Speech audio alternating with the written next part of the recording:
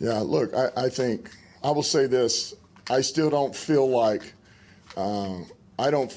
we can accurately judge him one way or another.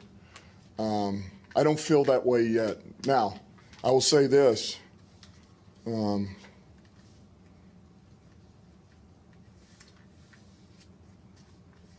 I feel like he needs to step up more than he has, and I think he needs to help us.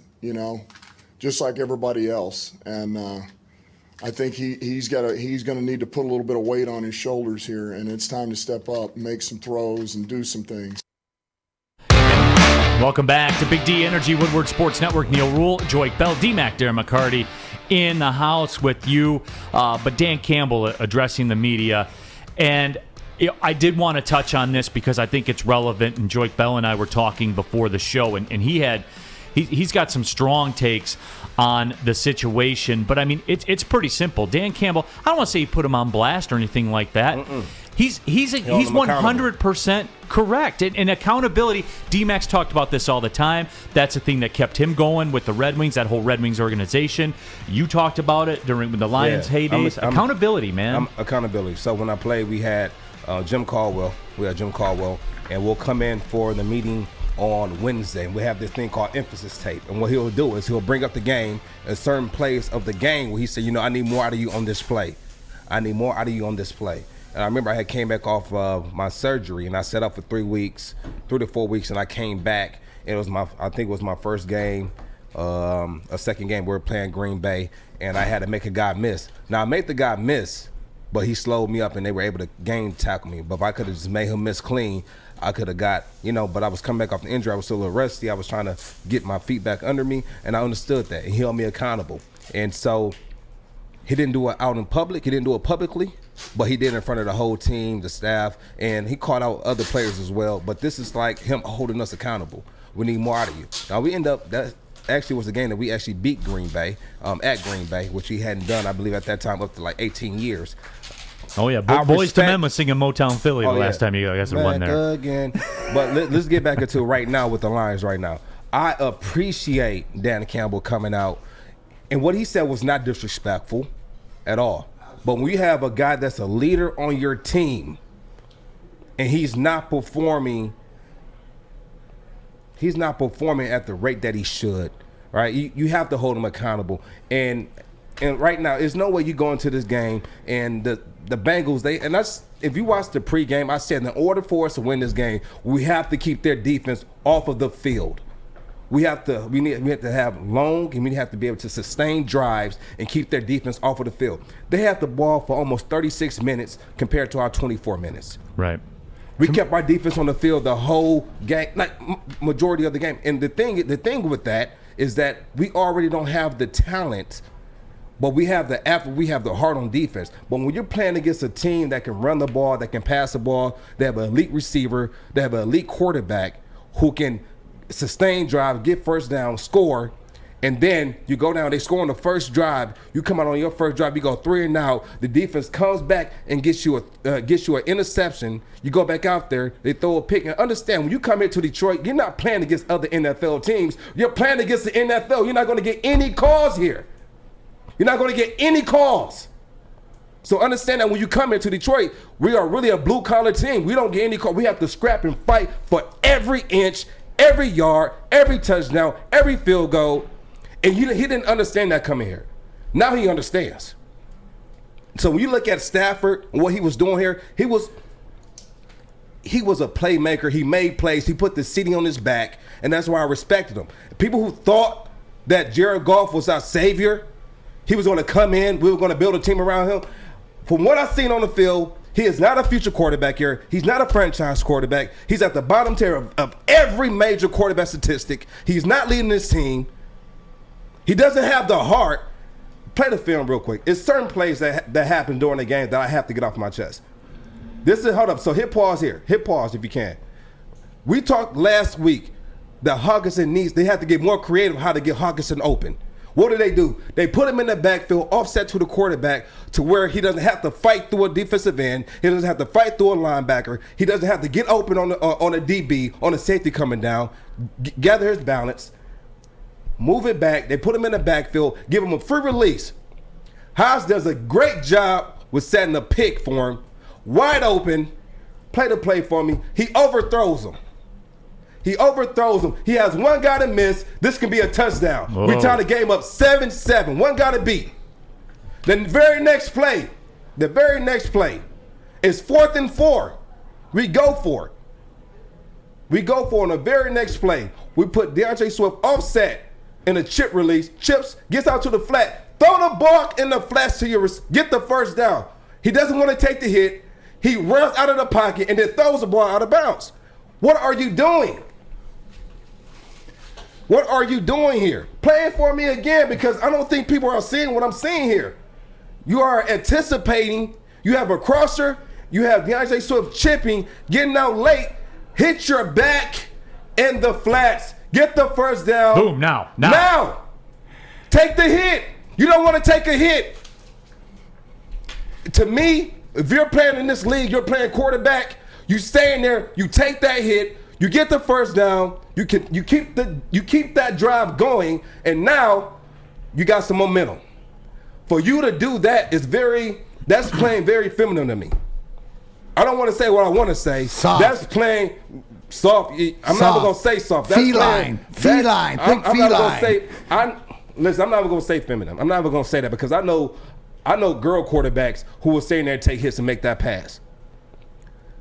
That's not Detroit football. No. That's not a Detroit quarterback. Stafford would have stayed in there, took the hit, got the pass off, got the first down, and we would have had a fighting chance. When you have a quarterback doing those type of things, it gives the defense no confidence at all.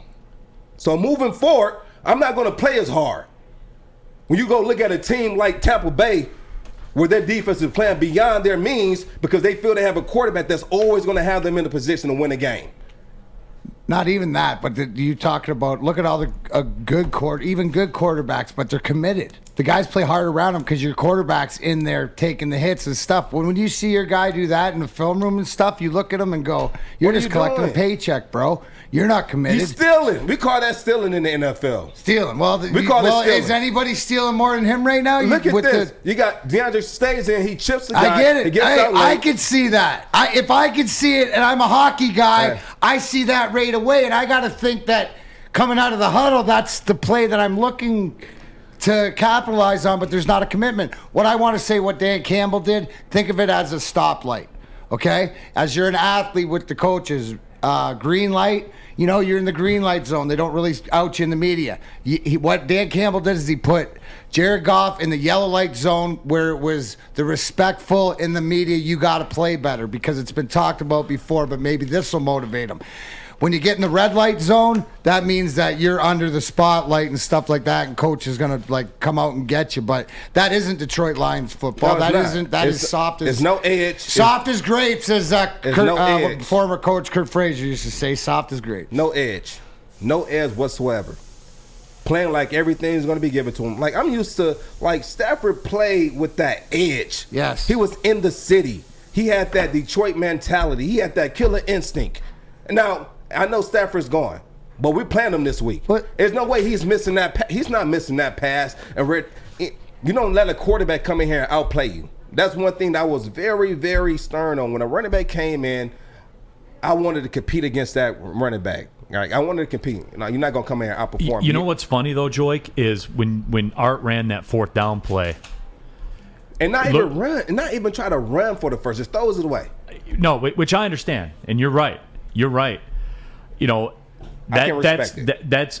But Sewell on that edge. I mean, if you could run that one more time, Art, that 4, and I don't mean to put you on the spot like that, but you look at that left tackle spot, Joique, and look at what happened to Penei Sewell there. Let's Watch it on that left edge. Watch. Right around, and a holding penalty to boot. If that happens, right? That's not your fault. Quarterback, step into the pocket. Which I understand. Step into the pocket. But the pocket's clean.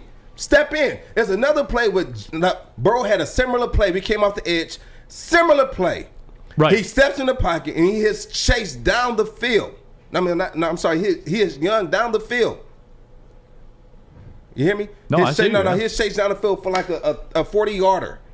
For a 40-yarder off a post route. Like, you see things out of Joe Burrow in that game to where he was willing to risk it all. And you look at Hell yeah, I feel like you said we're watching Jared Goff. I feel like we're watching Jared Goff play this game, and he's just going through the motions. Trying not to get hurt. Going through the motions. And if this is not a wake-up call for him, if he's not the first person at the facility in the morning, if he's not the last one to leave, he doesn't care about being. They don't throw that out route 100 times in practice till he makes it. You know what I mean? If I was on that team, we would have it out on the sideline. Yeah, it won't be nothing outrageous. I'll go talk to him the first time. Listen, you got to make that pass to Hawkinson. Oh, boom, you got to hit DeAndre Swift in the like he's open out there. You got to hit that. You have to see that. And after a while, it's going to be something that and it might never be on the sideline because I don't want that's internal. Practice, but let's be ain't no practice. Halftime. Okay. Halftime. We go in that locker room. I'm calling him out. I am calling him out. We're having. Listen, the run game is the focal point of this team. If the run game is not, that run game is not activated, we're not producing on offense. And so, when you're not producing in a run game, quarterback, step up, make the plays, make the passes. We're averaging 2 yards. We averaged 2 yards that game, a carry, 2 yards. Where are we getting help at in the passing game? Mike G says, Coach Bell's going local right now. I love it. 28 for 42. We threw for 200 yards. No touchdown. And like 100 of those were on the last 2 drives. And listen, I understand. Okay. St. Brown catches the pass. He goes down. I think it's a catch. He took 2 steps, hit the ground. They pulled it out after he hit the ground. Now, I think that's a pass, not an interception. Okay. But when that happens, right? When that happens, you need to put on your hard hat. Understand that it's Detroit versus everybody because he doesn't have that concept yet. That concept wasn't built because we thought that was a cool saying. We really feel that way. When I did my interview, I said Detroit versus everybody. I really felt that way. If you can watch that 2015 in January, I think January 5th of 2015, and saw how they reversed that pass interference call on Brandon Pettigrew, and if he hasn't watched the history of the Lions, and he came here and he don't understand we're not playing against just the NFL teams. We're playing against the NFL. We're playing against these refs. We're not going to get any calls. You don't understand that? He understands now. We got to go to break. No, we do. The fans are fired up. They're ready to run through a wall for Coach Joique Bell right now. Joique's feeling it today, folks. There is no question about it. I told you it was good. I gave him time. I gave him 6 weeks. I didn't want to say anything early. I didn't want to say anything. But I want him to be consistent. If you're going to be consistently bad, just be consistently bad. If you're going to be consistently good, be that. I don't like this inconsistency. Pull up on him. You should pull up on They are who they thought we were. Hey, man. They are who we thought they were. Hey, and we listen, bro. People who thought Jared Goff was the future of this team, if you guys don't know, his name is Stick, but his real name is Clarence. And Clarence live at home with both parents. Everybody from the 313, turn your volume up. Listen to me. You play to win the game. All right, let's go to break. They are who we thought they were. Well, the Lions are an underdog this week. Yeah, they're